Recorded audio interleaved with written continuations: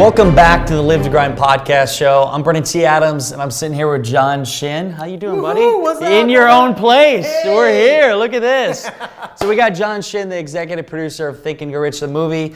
We've known each other for a year and a half now. Yeah? Yeah. God, time flies, huh? Time flies. I got to spend the day with you. Been hanging out at your house and just learning more about you, and I'm excited to jump in. Yeah. You know, I'm always fascinated, people that achieve success, where did their beginning? Like, where did they start? Where did they grow up? Let's talk about, where did you grow up? What was your childhood like? Wow. Let's take us back to 1960-something, right? Yeah. But I grew up right here in Los Angeles, here. And we have a very famous hamburger joint down here in Los Angeles called the Original Tommy's Burger. And it's we grew up just a few blocks away. It's not in the greatest neighborhood. Yeah. It's, they call it the Rampart District, which is, according to the Los Angeles Police Department, they say that it's the highest crime ratio is right there in Rampart. Really? And that's been years, but hopefully it's improved and the neighborhood's gotten better. But we grew up there for a few years, and then we went to Eagle Rock, California, and then I pretty much grew up in Glendale, good old Glendale, California, right here, about 30 minutes from Calabasas. What was it like growing up? What were your parents like? Your mom, your dad? What kind of family? Were they entrepreneurs? I think they developed, my parents figured out very quickly to become entrepreneurs. My mother was a nurse for all these years, and then my dad was an x-ray technician.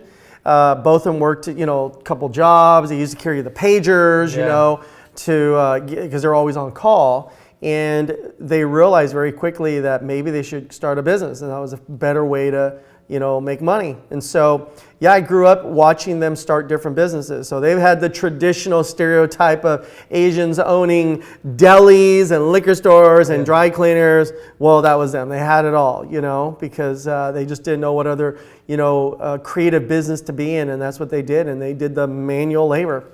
So I watched all that stuff. So did you actually work in the business? I did. Tell me some of the businesses, what you learned and just what it was like. Well, I think one of my first places I worked at was my parents' liquor store.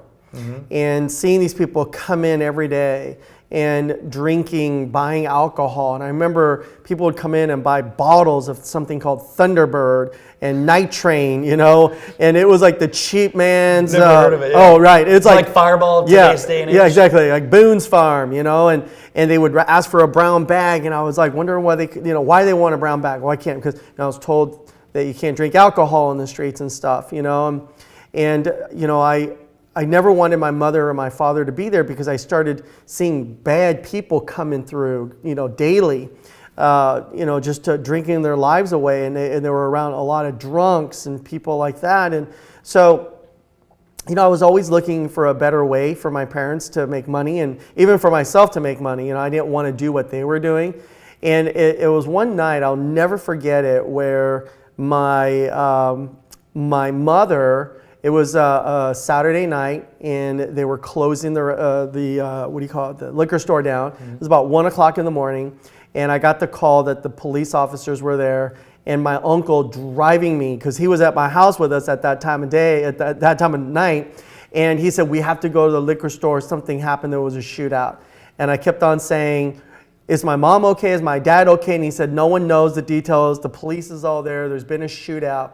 And I remember going there, and when I finally got there and hearing this horror story, how these three guys came in, and one guy distracted one of my employees. The other one went down the other way. They were getting booze, and then one guy actually distracted my dad at the cashier, and before he knew it, he pulled out a gun, and there was an all-out shootout. My dad pulled out a pistol. He shot the guy that was over at the counter. And then we had two other employees in the cooler, because they were stocking in all the beverages, so they're ready for the next day. Well, inside there, they had shotguns inside the freezer, so they came out and they were literally unloading their shotguns, and it was an all-out thing. And I remember my mom; she was bleeding right here at the tip of her nose, because the bullet that one of the guys had shot had grazed my mom's nose right here. And it cut it with the heat and the speed of it, cut her nose right here a little bit, and that's where she was bleeding from, So I said, I don't think I ever want to be in the liquor store business, and so a few months later we ended up selling that, and then they got into the dry cleaning business, and so I had to be there, and I'm in the back, man, literally like pressing, dry cleaning stuff, and just. You did a lot of manual labor did. growing up. Yeah, a lot of labor, manual labor, dirty, I mean, your parents were all fine after the shooting, correct? Yeah, they're great, but they said, I kept on saying, I cried and pleaded with them because now they wanted to sell that and then go to another liquor store and buy another liquor store, right? As if they didn't learn their lesson from there. But yeah, they eventually said enough is enough too. So what was that emotional experience like looking back on that? How is that kind of ingrained how you do business today? Learning from that experience? Well, I learned about work ethics, because I think too many people right now, they want to become financially independent, right? But they're trying to become a business owner or an entrepreneur with an employee mindset, which means working 9 to 5, right? Yeah. And so they're already at 4:30, they're already clocking down, the minutes so they can leave at 5 o'clock. And in some workplaces, people are backing their cars into their parking spaces so they can jet out of there even faster, because they want to get out of that job, and so I never understood 9 to 5 because I never really had a 9 to 5, right? So for me, working till 10, 11, 12, 1 o'clock in the morning on my business was a normal pattern, right, for me. So I realized that pretty early on, You're a born Spartan entrepreneur, as what I mean? So when people say, oh, it's 5 o'clock, it's time to go home, I go home and do what? Like I didn't even know what that meant, like to go home, you know what I mean? And so yeah, for me, it was just flat out work really hard and not let anybody else outwork you, So when my friends were out partying, I was actually running a liquor store. Yeah. While my friends were going to a party or some club or whatever it was, I was actually pressing someone's shirt for them to pick up the next day. So how old were you at that age pressing the shirt? Were you in your teens? Yeah, I mean, I started when I was 8 years old. So I knew automatically my mom taught me how to count money, So when someone comes in and they buy something for $6.70, right, that how do I give change back? You know what I mean? So what was the first entrepreneur endeavor that you went on by yourself? Ooh, good question. So I actually went and so after all that kind of stuff, I told my parents, after they sold their dry cleaning and whatever, and now they're trying to figure out what else to get into. I actually got a job as a valet parker, right? So valet parking at a restaurant was a cool thing because you get a lot of tips, right? Tips, yeah. And so a bunch of the guys, we all got together. It was like our Friday, Saturday night thing. We would basically park cars and we would get tips.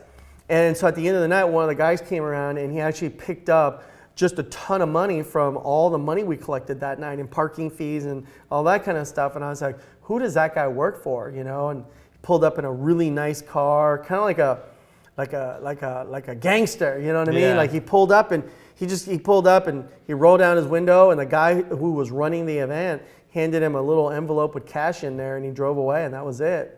I was like, wow, I said, I think I can do this. So basically what I did is I started going around, I made these little business cards and it was called VIP parking. That was what it was called, VIP parking. Yeah, VIP parking, VIP Valet Parking Inc., right? And I wasn't even really an Inc., I just called it Inc. because it looked cool. It seemed cool. Yeah, it just seemed cool. I didn't even know what Inc. meant, right? And so I made these little business cards at a local print shop and then I went to a little sign store and I asked them to make me a little sign that says valet parking only, $3, and 50 cents. And so anytime somebody gave me $3.50, we would just go, oh, we don't have any change. And I'd say, oh, they just keep it. You know what I mean? So every car got $5. Does that make sense, right? And if we had, 300 cars at $5, I was making $1,500 a night. Making some good cash, yeah. Yeah, $1,500 and minimum wage was like $4. And how old were you? I was like 17, 18 years old. Learning young. Yeah. And so, but I never told the people that we went and got the valet parking contracts that I was the owner, but I was the owner and I was just representing the company, you know what I mean? And then I asked a friend of one of my friends, I asked his dad if he would come and just act like he was the owner. Right, and said, hey, I wanted to introduce you to the owner. And he's like, hey, nice meeting you. Yeah. Hope John's been taking good care of you. You know what I mean? That kind of stuff. And that was it. And he says, if anything ever goes wrong, you give me a call, right? And the guy said, hey, no problem. So far John's been doing great. And so the father was just a figure. He wasn't even a real title person in my company. And so, yeah, it was pretty crazy. And eventually we were doing, we would start hitting these nightclubs, and our nightclubs that's were where the paying money is. $25 for valet parking, right? And if you had the front rows, you paid a little bit more. Paid more. And so every Friday and Saturday and Sunday, I mean, even on Thursday nights, or I think it was Wednesday nights, it was salsa nights or something like that. And so almost every night I was bringing home, personally, at the age of like 18, I was bringing home like $1,500 a month. What was the one thing? So you probably had a lot of, I don't know, Lamborghinis and fancy cars come up. What was the one thing you learned from just the presence and the aura of those people of influence that came into that club? What did you take away from just analyzing them? I was wondering, like, what do all these people do? Like, what do they do for a living? Why do they come here and they drink themselves? You know what I mean? Why do they buy all this alcohol? Spending money, Yeah, blow money. While I was trying to make money, they're throwing money away. And so I said, I'm never going to do what these guys do. You know what I mean? So I've never really ever gone in my entire life to a club and spent money for drinks before. Wow. Because I just saw these people coming out and just fumbling and, just being silly. Women just doing dumb things. Yeah, and dumb spending all things. their money in Yeah, the guys doing stupid things. Women. It wasn't even a sex thing. It was just people were just so consumed with alcohol that I saw that destroy people's lives. At the age of like 18, so I had no desire to do that. So I was like, I'm gonna make money, and I literally would come home and I'd count my money, and I'd go, man, I just made this much money. And when you're like 18 years old, 19 years old, and you're making 30 grand a month, it's pretty good money. Yeah, exactly. At the time where I was at, does that make sense? And I didn't want people to know I was making that kind of money, so I never went and bought fancy cars or did anything.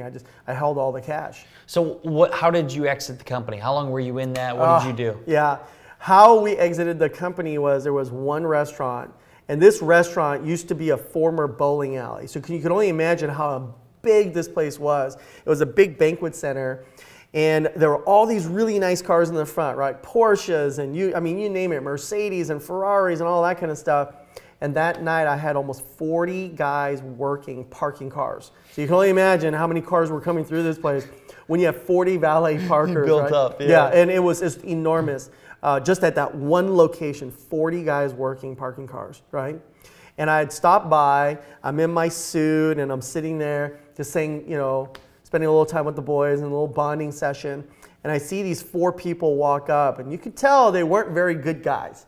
And the first guy comes out and he pulls out a gun and he says, give me the keys to this car, right? And another guy pulls out a shotgun, and all I saw was his finger on the trigger.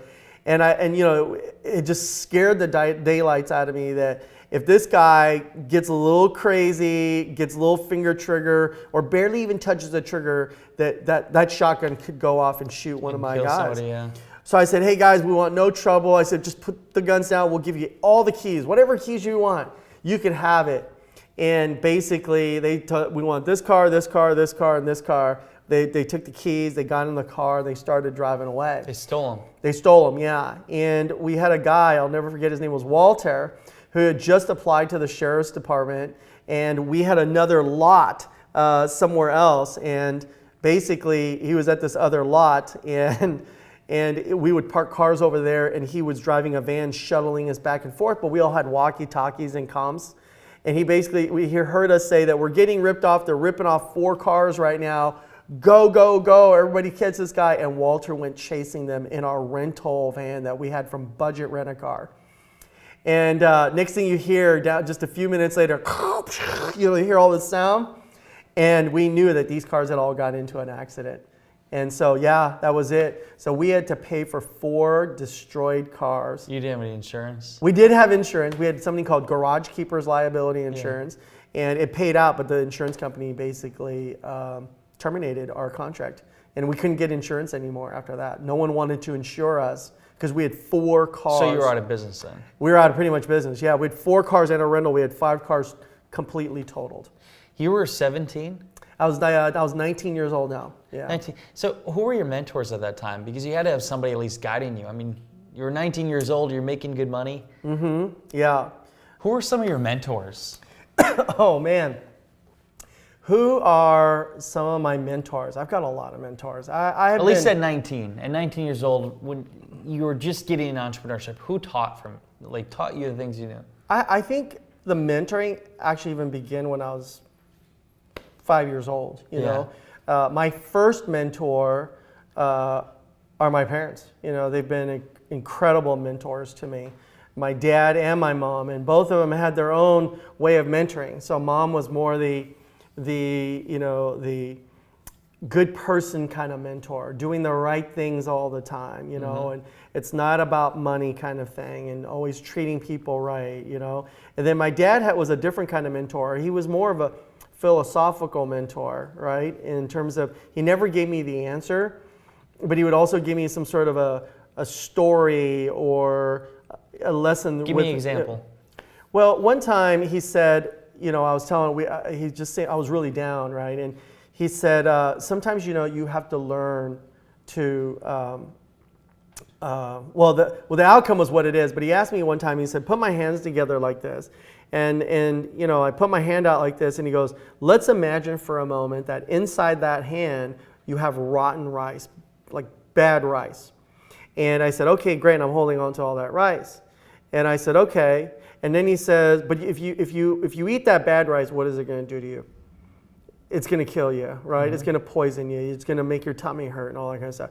But if you have to eat, though, right? You have to have more rice, and you can't eat because you got all that in there. So if I took regular new rice and I poured it into your hand, what would happen to all the other rice? And I said, basically, it would overflow. And he goes, yeah, but the main rice, the bad rice, is still in your hand. All the good rice is what? Overflowing, and you cannot hold on to the new rice. I said, okay, that's true. So he says, well, what do you think you need to do? And I said, well, I need to get rid of my old rice. And he goes, exactly. When you get rid of your old rice, then you get new rice, right? And it's the same thing in life. If you hold on to all your negative things in life, right, and all that baggage and all the things that have happened to you, and you hold on to it, new things can't even come into your life, because you can only have a capacity of holding so much. But until you let those things go, new things cannot come into your life. Yes. I like that. So you have to learn to let things go and dispose of them. That's a really good lesson. What are some other lessons that you learned that you apply today, that you think about in terms of just valuable lessons to life and making money and also just living a good life?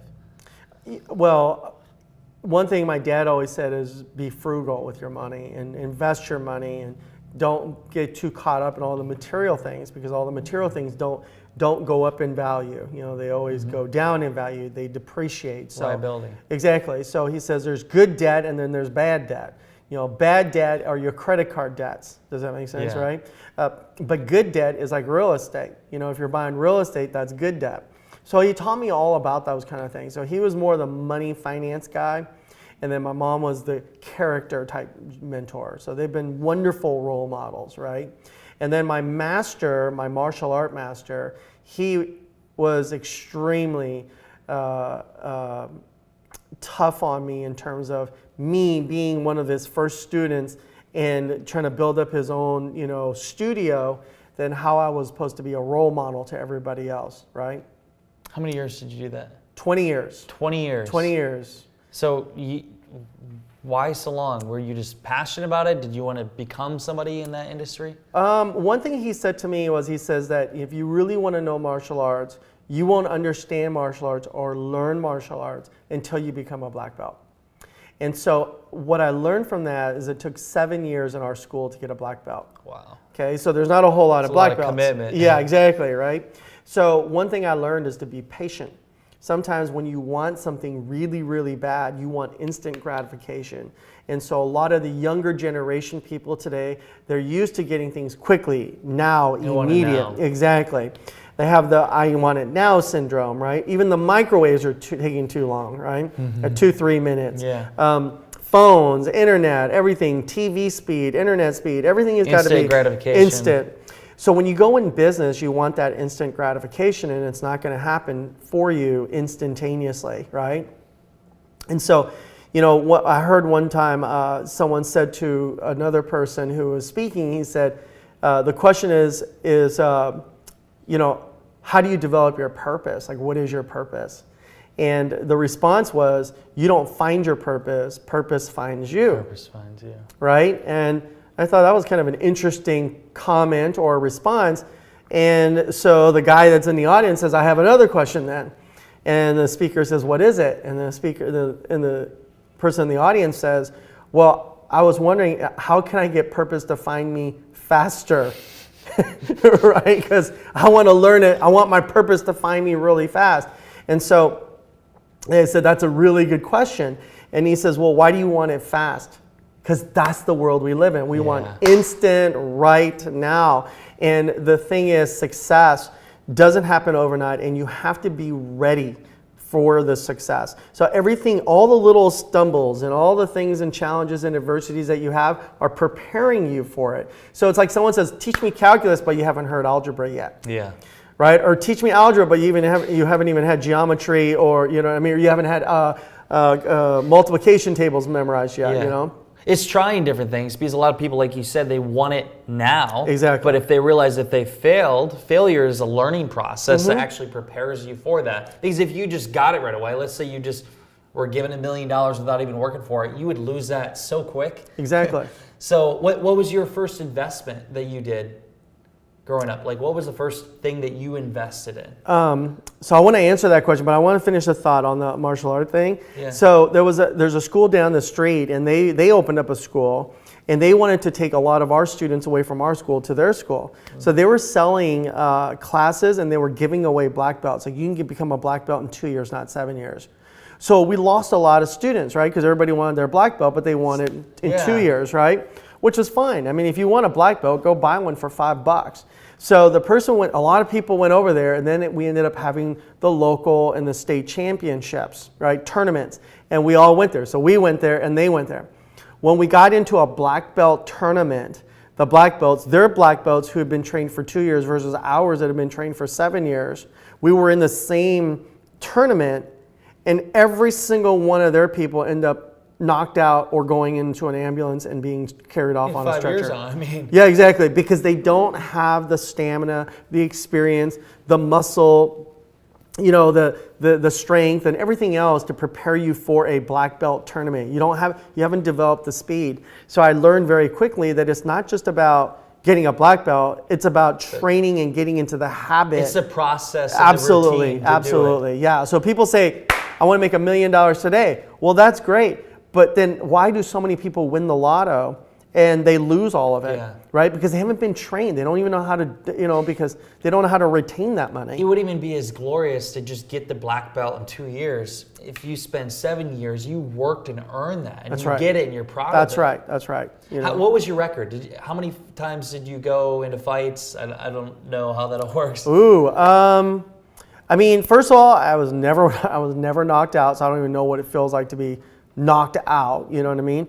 But I have knocked out just about everybody, whether it was a kick to the body and knocking out their wind, or a kick to their face, or, and it knocked them out, and, they called it quits. But I couldn't even tell you how many fights I've had. I mean, in tournaments, because we were competing almost every weekend. We were going to some tournament somewhere. And then we went to the state, we went to the nationals, we went to the World Games, Pan American Games. Wow. And so, it was like our life. I mean, that's all we did. Do you still do any kind of practice? Yeah, I mean, I still practice. I don't compete anymore. I mean, I don't, have the same regiment that we used to have, obviously. But I can still do the splits. I mean, I can still kick over my head. I can still do a spinning hook kick, and, I just don't have the speed like I used to. I want you on my side if somebody's going to jump us. You know what I mean? I mean, there's so many things that people do in martial arts that I may not be able to kick with speed over my head or something like that, but I still have all the techniques if we were to go down to the ground. I got all my pinning and all my grappling. You work towards your strengths.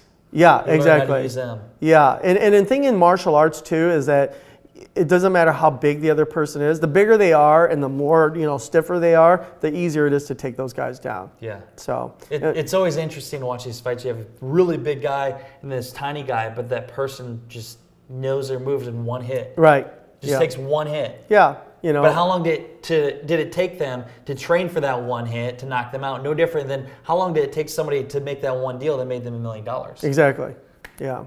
So what was the first investment? First real investment that you put money down? I think my first real investment was actually was on a piece of property, and I bought a single family home because everybody said buy real estate, And I bought the house. I bought it for $200,000. It was about a $200,000 property.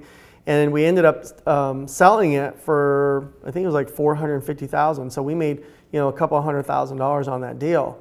And the challenge I had was not, fortunately we made money on the back end. The challenge was finding a tenant to stay occupied in my property and pay me rent on time every single month, right? So that was the biggest challenge. So if you don't have a tenant, you're basically having to shell money out of your own pocket. So when everybody says, oh, real estate's such a great business, opportunity, yeah, they're only giving you the positives of it, but they're not telling you the other side where if you lose a tenant and you're trying to find another good tenant to come in who's not going to trash your house, what do you got to do to find that good tenant? So we left the residential space and we got into commercial. Okay. And we liked commercial a lot better, and we also liked multi-unit. So when you're getting 50, 100, 200, 300 unit complexes, it's a lot better because if you have one or two tenants who don't pay, you still have 298 as long as you have others. enough to cover your exactly. loan and plus some. That's right. So what was real estate, was that your first big moment of making hard cash of six figures? Like, hey, was real estate your first big win? Real estate was, I think real estate was probably the biggest, first lump sum of money that we got. And what was your mindset process? Like, what were you thinking in the moment? Because you look at what you had made prior to then, and then you had this big win. What was going through your mind? I said, if I could just do this 5 more times, right, then I'd have $1 million. If I did it 20 more times, I had X dollars. And so I always had this desire to hit, at that time, it was basically I need to get to $10 million, right? Because if I go to $10 million, okay, and if I make 10% return on my money, I'd make $1 million. At right? what age were you a millionaire? Ooh. I think by first time hit it, because you probably went back, if you went back and forth, but what was the first time that you realized, okay, I'm officially a millionaire? Now, when you say millionaire, that means cash millionaire or equity in your house and everything net worth. else, or total net worth? Net worth. Oh, I think I was there probably at what, 22, 21, 22? At what time was it cash? I think, cash millionaire? Yeah. I was probably a cash millionaire by the time I was, gosh, that's a good question. Let's see, probably 22, 23 years old. So thinking about that now, because I know so many people that are either watching, listening, they're like, okay, I want to become a millionaire. What can I learn from that? What is your advice for somebody that is looking to obviously achieve a millionaire status and even beyond? What's your top 3 tips or tangible steps to apply to be able to get there? To make $1 million? Yes. Well, first thing I've always said is make sure that whatever you sell, right? If it's a product that you're selling, make sure that the product you sell is a necessity versus a luxury, right? Because if it's a necessity, everybody has to buy it. Like auto insurance is a necessity. You can't say, let me think about buying auto insurance, because everybody has to have it by law, right? Now, health insurance is a requirement. So why would you not want to sell something that everybody must have, because it is a necessity? That's one of the reasons why if you look at Apple and you look at phones and you look at, Microsoft, they provided a product that everybody pretty much needed. It was almost like you couldn't function anymore. Yeah. It was a necessity. But if you're going to sell nice cars, that's not a necessity, right? That's more of a luxury item, right? I had a friend who came to me and sold me some knives. It wasn't my friend, it was my wife's friend. And they did a little demonstration of the knives, and I'm like, oh my God, I'd be afraid to use those knives on my finger in case I cut it off. Yeah. And they said, John, it's quite the contrary. The reason why most people chop off their fingers or injure themselves is because their knives are so dull that as you're cutting, you're pushing so hard that you slip and you miss and you cut yourself. But if you just let the knife do all the work without you having to press your finger down, you don't have to worry about it. Yeah, you don't have to worry about it. And I said, oh wow. I said, how much are these knives? And he said, $6,000. I was like, $6,000? I said, dang. I said, that's not a necessity. That's a luxury. But my wife really wanted those knives at that point, and so we ended up buying a couple sets. A full-blown, knives, exactly. For our kitchen. But those are all. So number 1 is necessity. A necessity is absolutely critical, right? Number 2 is make sure that you sell a product that you're going to get residual income.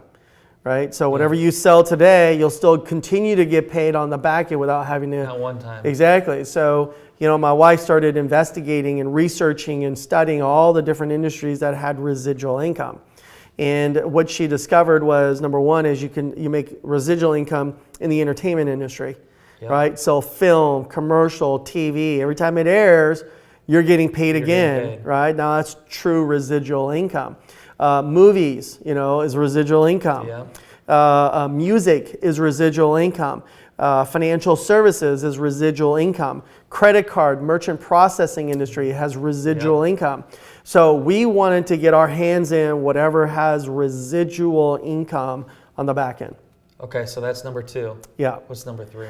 Number 3 is a product that's going to be, that you can do mass production, right? Instead of selling one Rolls Royce, that you can sell a lot of something. Yeah, exactly. So that a whole, because if you have a big old audience, how many people can buy a Rolls Royce and how many people can buy a Toyota? How do you figure it out? Because a lot of people are wondering, what do I sell? Like, how do you discover your product to sell? I never really discussed. I never really created the products. Basically, you find the people who are creative that bring the ideas to you. And you sell it. And you sell it, yeah. Like I had one girl who came to me and she says, John, I've got this great wig. I was wearing this wig at this EDM event and everybody asked me about it. I was like, wow, what's so special about the wig? And she says, wait till you see it. And the moment I saw it, I was like, wow, that's a really cool, I thought it was your hair. I thought it's so cool. And she says, I think we can sell this thing. And I said, really? And she says, yeah. And I said, well, let's find out if we can find somebody in China to make it for us. And they said, yes. So they created this, we sent the wig to China. They actually came back to us and told us that the wigs would cost us basically $50. Yep. She sold them for $5.50 on Instagram. And on the first day, she sold 1,000 of those on Instagram. Multiply that by $500 a piece profit. Okay. So you just do the math. It's a lot of money. Exactly, right? And so people come up with ideas and you just have to be open. And most people just aren't open, right? And that's why they're poor, because they have this mind is completely sealed from any kind of an idea or a business or a way to make money. They're not open-minded. And so I always like to hear every business idea, because it's like, well, what if? You know what I mean? At least you don't know. What if someone told you that you could buy it into Facebook, right? What if you could have bought into Google? What if you could have bought into Alibaba or Amazon for that matter, right? Let's talk about, I'm really just fast, I want to go deep into the investment side. So what is one investment that you made that you would have never thought, or a product that you helped sell that you would have never thought that it was going to be one of your biggest wins, but it was? Like the hair, I just thought of like, what? Yeah, I mean, there's a product called an IUL, which is called an Indexed Universal Life Policy. Okay. Right? And, they call this, Anthony Robbins in one of his books calls it the rich man's IRA, right? Yeah. Because the idea is you could put a ton of money into this IUL, right? Into this, there's basically a life insurance component to it, and then there's a savings portion compared to it. That savings portion has a guaranteed floor. So no matter what the market does, you always get 1%. And that's like the minimum return on your money, let's say, hypothetically. Wow. Yeah. And then on the upside potential, you can go up as high as 15%. So you'll never lose your principal, but you're going to earn somewhere between 1 and 15%. That's not a bad opportunity, you know what I mean? Yeah, with no risk. I mean, there's absolutely no risk. So all these people who get clobbered is because they get greedy. They want all the upside potential, but at the same time, on the downside, they're also going to take the hit. And so you got to pay. So they don't diversify, they don't. And I hear a lot of different people on social media, there's books, and put all your money in real estate. Okay, and so that's crazy. That's putting all your eggs in one basket, as you just alluded to, right? So diversify your portfolio. Do you do anything with cryptocurrency?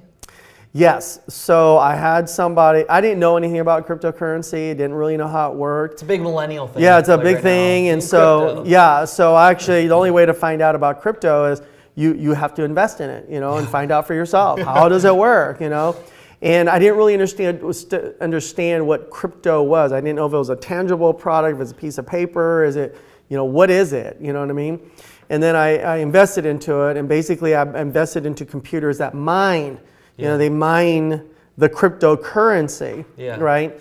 And so when you buy these machines, they're super loud, right? So you can't just create a machine and stick it in your family room, in your living room, because the sound is just so enormous and it takes a lot of power, right? And so what you want to do is you got to go into another location where there is lower costs of energy, right? And so there's certain states where that cost is very low. And that's why people like going to a place like Montana and they get a big old warehouse because like Bitcoin mining. Exactly, okay. Bitcoin mining. So you keep that overhead down. So where do you see the future of that? You know, just if I had your initial thoughts. Yeah, I mean, if I had the crystal ball, I mean, I'd be a multi-gazillionaire. You know what I mean? If that's such a word. I don't know. I think the greedy part of me says I want to put all my money in crypto, right? Yeah. But realistically, you know, it just depends on whether you think the dollar is going to be anywhere, right? What is the future of the dollar going to be? I mean, what is the future of the dollar? I mean, the dollar, what's it worth? About 72 cents of the actual dollar? Yeah, dollar, exactly, right? So if you compare that to Europe, like last year we went to Europe and we're walking around Italy and Greece, and so we went to a store and we had a $100 Ben Franklin. So I said, hey, I got $100, and I asked them what my exchange was, and they were giving me back 70 euros for $100. So I lost 30% of my money just in the conversion. So yeah, I mean, I don't know where the future of the dollar is going to be, but I tell people, you know, don't put all your eggs into crypto. I mean, looking into it, we're due for a recession. Don't want to like scare anyone, but if knowing that, what would be your advice to somebody going over the next 3 to 5 years to ride the storm? So, you know, it's interesting when I look at certain investments, it seems like almost every 30 years, there's a period that every 30 years, it goes 2 negative years. And if I had the brochure, I can actually show it to you, but it's pretty amazing that there are certain corrections here and there, and it's like a 1-year cycle. But almost every 30 years, there is a 2-year cycle where the market goes down for 2 years. And it's very consistent. And I've got the whole graph from 1933 to 2016 to show you the actual numbers and the proof of it. And we're due for it. So, well, the last time we had was 2008. 2008. So we got a little more time before we see 2 negative years in a row. But when the time comes, be ready. Yep. And be ready to get in on great opportunities. That's the thing. Like for the downfall, there is opportunity for people to get in on great deals. Yeah. Stock. So I have a friend who basically said, hey, John, do you like shrimp? And I said, I love shrimp, I love right? shrimp too. And I said, John, I want to bring some over. And he brought them over in these ice, chests, like crushed ice and stuff. And in it were these shrimps that were enormous. They didn't even look like shrimps. I mean, they looked like a lobster. The jumbo ones, yeah. Yeah, it was like tiger like shrimp on steroids, right? I mean, they were huge. See, these are the biggest shrimps I ever had. I said, how did you get so many? And what ended up happening was when the economy went down and then we had the natural disasters down in Texas and the Gulf, all those companies that were out there that were in the shrimp business basically sold all their boats for shrimp. You know what I mean? Oh, wow. So there was one guy out there who basically saved all his money, was able to weather the downside of the market. And when everybody was leaving, he basically went and bought all their businesses and all their boats, right? So he literally at that moment took that opportunity and built up one of the biggest shrimp distribution companies in the United States. And so he saw an opportunity. He saw an opportunity, yeah. So if we're talking about that right now, and I'll state my thoughts, you can state yours, looking into the future of where money can be made. Let's say if everybody wants to become an entrepreneur, where do you think money where you can find the most opportunity to make money, to be the quickest to the $1 million? I mean, it's all going to take time. Where do you see the most opportunity in the future, where we're at now in entrepreneurship, in business? Wow. I would still say that the financial industry is a way to make $1 million rather quickly. Yep. You know, because why? Well, it pays big money. I mean, it pays a lot of money. You know, if you had $200,000 in an IRA or a 401k or a SEP IRA or whatever it is, and I took your money and I transferred into, let's say, an annuity, which has all these wonderful guaranteed features in it, on $200,000, you get paid anywhere between 6 and 7% on that. So at 6%, it's $14,000.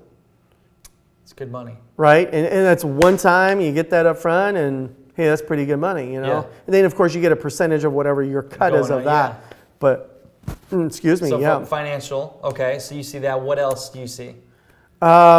I think that right now, content of some kind of content to help people grow their businesses, right? Like educational content, video content? Yeah, video content, all that kind of stuff. But as long as you're providing not only just the content, but a system that people can duplicate, right? So what does system, S-Y-S-T-E-M, that word system stand for? It is an acronym that says, save yourself some time, energy, and money. That's what a system is, right? So if you create a system and you're going to save me what? Time, energy, and money, I'm willing to pay you for that, right? So what kind of systems are you creating for me and providing value for my business?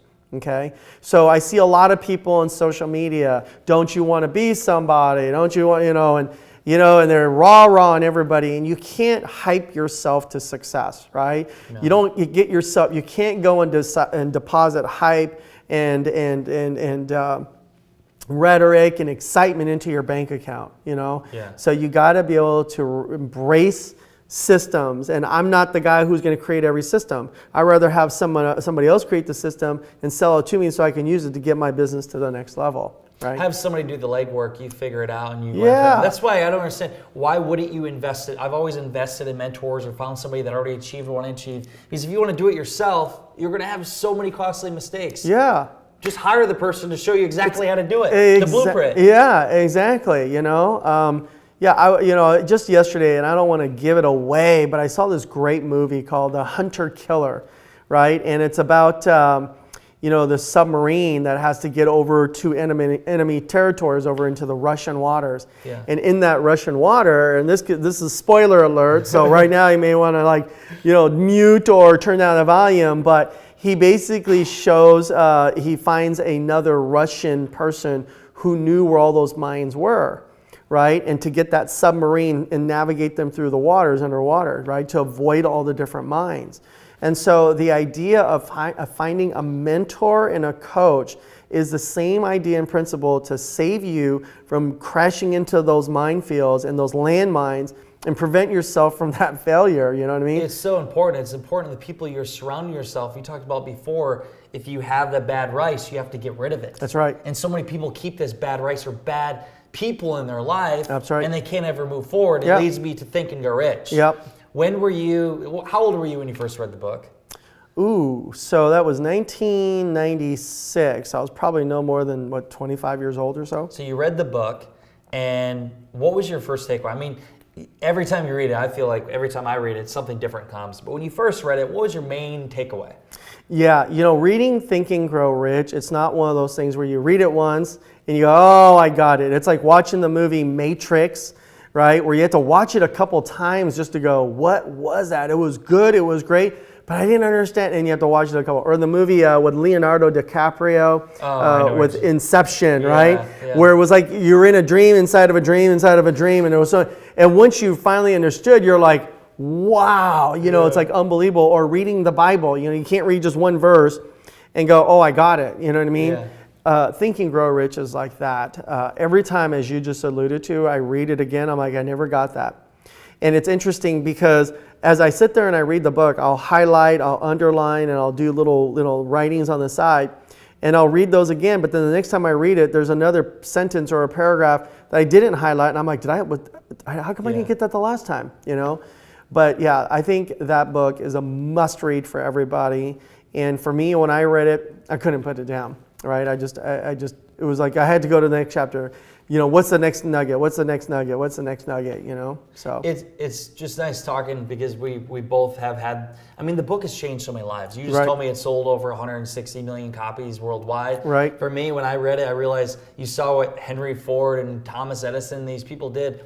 They were no different than you and I. They just They want to be extraordinary people. They did extraordinary things. They followed through and they just kept going. The problem is everybody wants it now. That's right.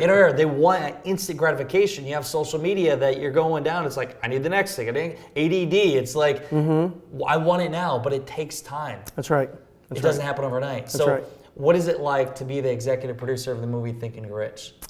Ooh, what's it? Oh man, what an incredible honor.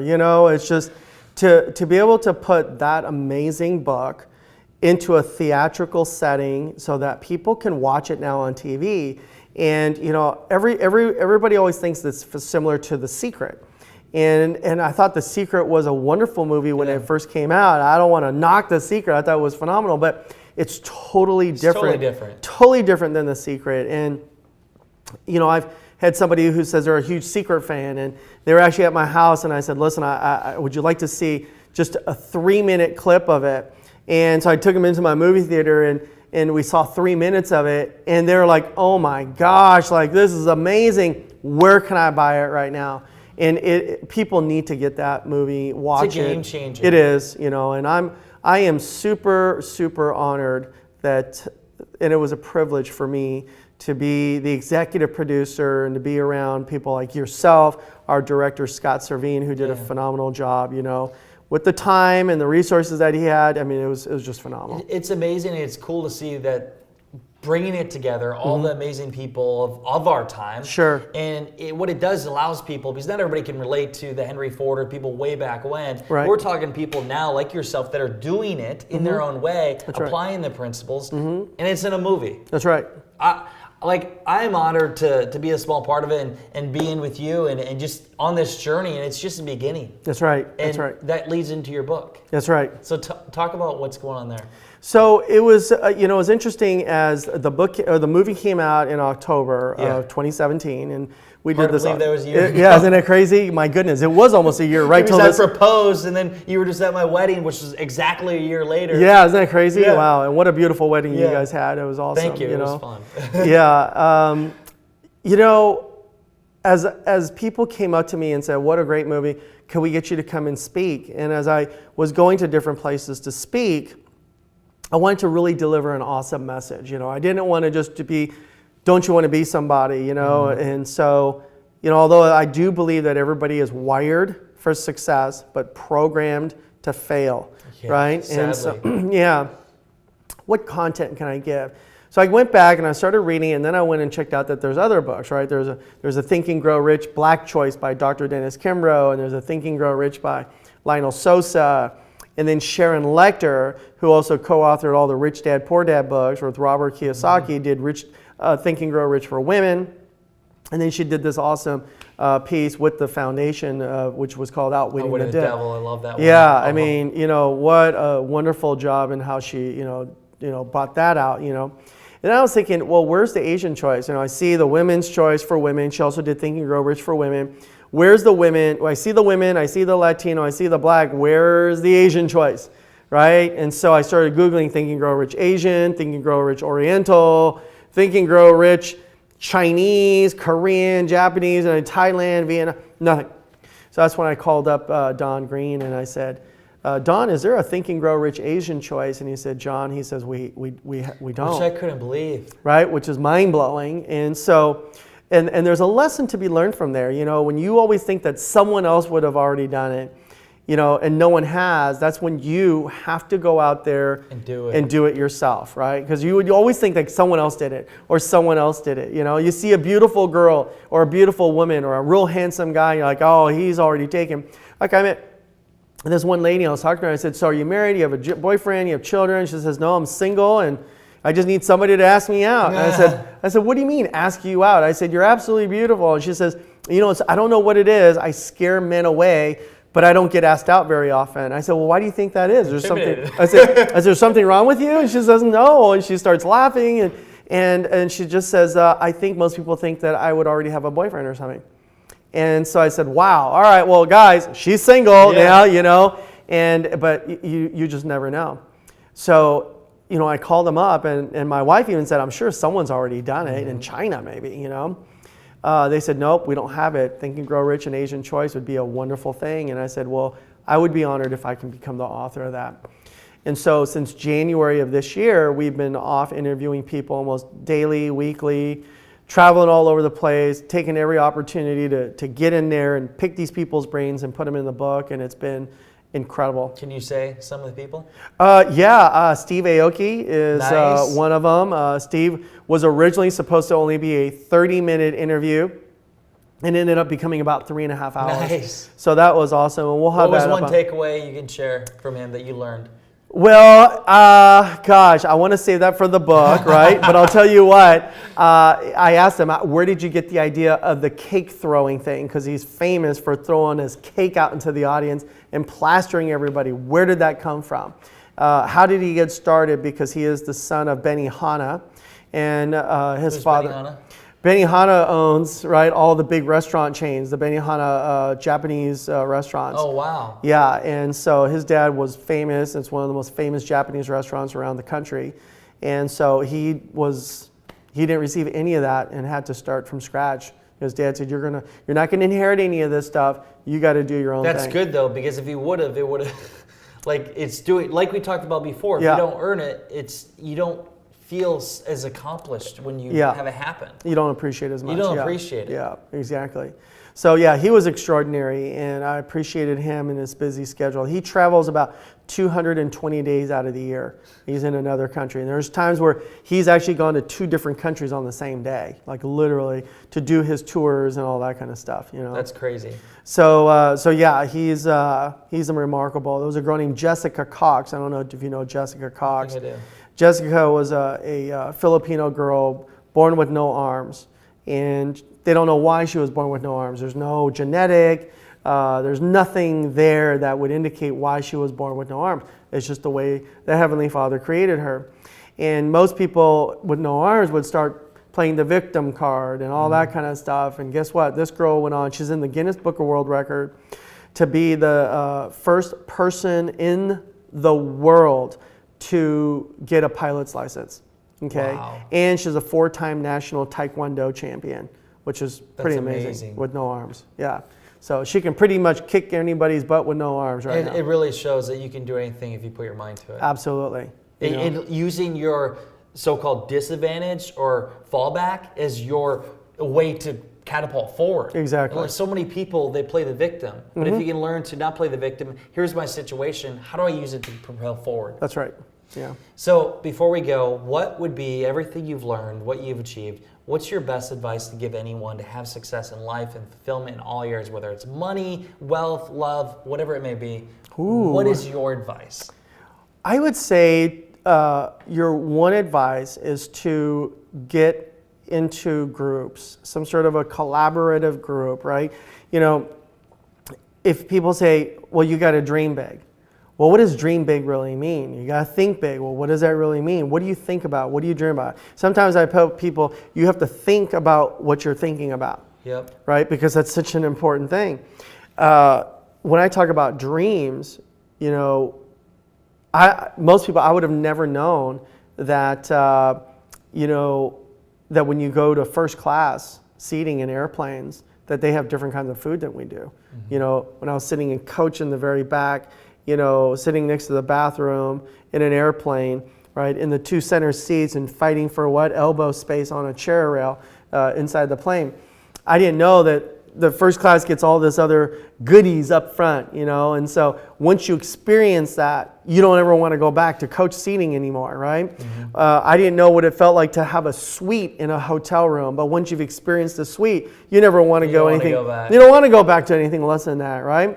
There was a restaurant called the Sizzler, and I like Sizzler. It's got, you know what I mean, but you know, but once I eat, you know, Ruth Chris Steakhouse, I don't want to go and eat anything else. You know what I mean? It's like, I feel like, once you're driving a Rolls Royce, how do you go anything below a Rolls Royce? And I would have never known even what it felt like until I got into someone else's Rolls Royce. So it's so important, they say, do be careful who you do associate with on a daily basis, you know?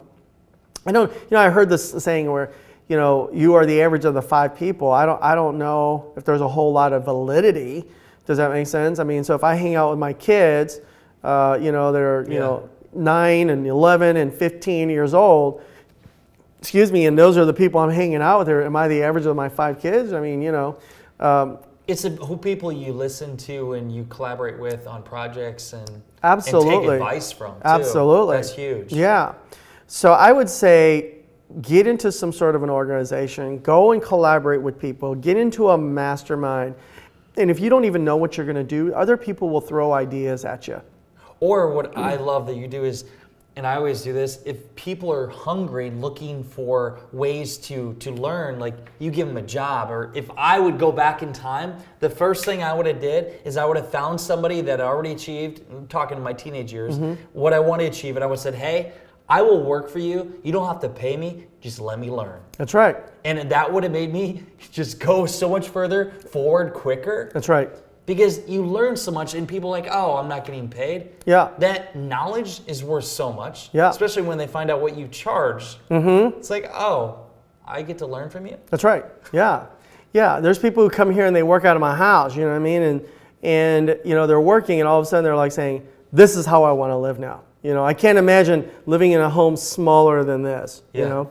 And it's kind of crazy. You know, once you experience something, you just don't want to go backwards anymore. You know? Well, I've had a great experience here. It's been amazing getting to know more about what you're doing. When does your book come out? Where can I find the book? When so can I read think, yeah, you'll see it on Amazon and all the different sites. There is a website that we have that you can pre-order at TGR, right? AsianChoice.com. Books are $25. Yep. And you'll see it everywhere. Coming out next month in the month of November 2018. So. Well, congrats, man. Thank you, man. Thank you Appreciate so much. You, Brandon. For all you listening and watching, you can find out the notes how to get his book, but also the movie. Go to Amazon Prime. You can watch it now. Check out the movie and let us know what you think. Until next time, y'all, you know what time it is. It is time to go out there, create something great, become unforgettable. Because life is too short not to. I'm Brandon T. Adams. Have a great day, everyone.